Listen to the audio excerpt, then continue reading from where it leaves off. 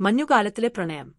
റഷ്യയിലെ തണുത്തുറഞ്ഞ ഒരു ഗ്രാമത്തിൽ മഞ്ഞുമൂടിയ പുൽമേടുകളാൽ ചുറ്റപ്പെട്ട ഒരു ചെറിയ വീട്ടിൽ നിക്കോളായ് എന്ന യുവചിത്രകാരൻ താമസിച്ചിരുന്നു.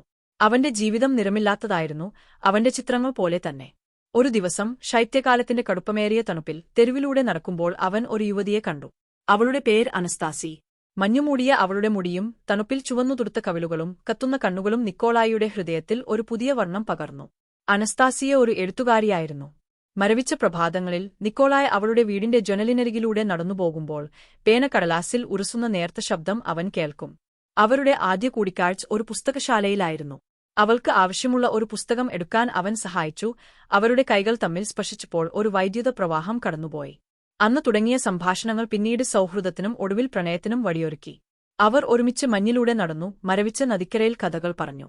നിക്കോളായ് അനസ്താസിയെ തന്റെ ചിത്രങ്ങളിലേക്ക് കൊണ്ടുവന്നു.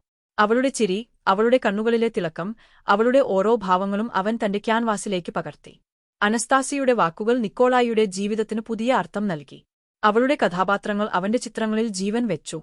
എന്നാൽ ആ ഗ്രാമത്തിൽ ഒരു പഴയ വിശ്വാസമുണ്ടായിരുന്നു. മഞ്ഞുകാലത്ത് പൂക്കുന്ന സ്നോഡ്രോപ്പ് പൂക്കൾ പ്രണയത്തിന്റെ സൂചനയാണെന്നും അത് വാടിപ്പോയാൽ പ്രണയവും ഇല്ലാതാകുമെന്നും. ഒരു ദിവസം അനസ്താസിയയ്ക്ക് അപ്രതീക്ഷിതമായി നഗരത്തിലേക്ക് പോകേണ്ടിവന്നു. അവൾ മടങ്ങിവരുമ്പോൾ സ്നോഡ്രോപ്പുകൾ വാടാൻ തുടങ്ങിയിരുന്നു. നിക്കോളായ്ക്ക് ആശങ്കയായി.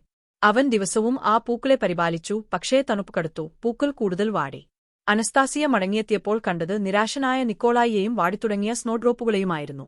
അവന്റെ കണ്ണുകളിൽ അവൾ കണ്ടത് പ്രണയത്തിന്റെ തിളക്കം മങ്ങുന്നതായിരുന്നില്ല, മറിച്ച് ആശങ്കയായിരുന്നു. അവൾ ചിരിച്ചുകൊണ്ട് അവന്റെ കരം ഗ്രഹിച്ചു. പ്രിയപ്പെട്ട നിക്കോളായ്, അവൾ പറഞ്ഞു, പ്രണയം പൂക്കളെപ്പോലെ വാടുന്ന ഒന്നല്ല, അത് നമ്മുടെ ഹൃദയത്തിൽ എന്നും വിടർന്നു നിൽക്കുന്ന ഒരു വസന്തമാണ്. അവളുടെ വാക്കുകൾ അവന്റെ ഹൃദയത്തിൽ ആശ്വാസം പകർന്നു. അന്ന് രാത്രി നിക്കോളായ് തന്റെ ഏറ്റവും മനോഹരമായ ചിത്രം വരച്ചു. അത് അനസ്താസിയുടേതായിരുന്നു. അവളുടെ കണ്ണുകളിൽ പ്രണയവും പ്രതീക്ഷയും നിറഞ്ഞുനിന്നു. ആ ചിത്രത്തിന് അവൻ പേര് നൽകി, എന്റെ മഞ്ഞുകാലത്തിലെ വസന്തം. അവരുടെ പ്രണയം ആ തണുത്തുറഞ്ഞ ഗ്രാമത്തിൽ ഒരു പുതിയ ചൂട് പകർന്നു. സ്നോഡ്രോപ്പുകൾ വാടിയപ്പോഴും അവരുടെ ഹൃദയങ്ങളിൽ പ്രണയം എന്നേക്കും പൂത്തുലഞ്ഞുനിന്നു.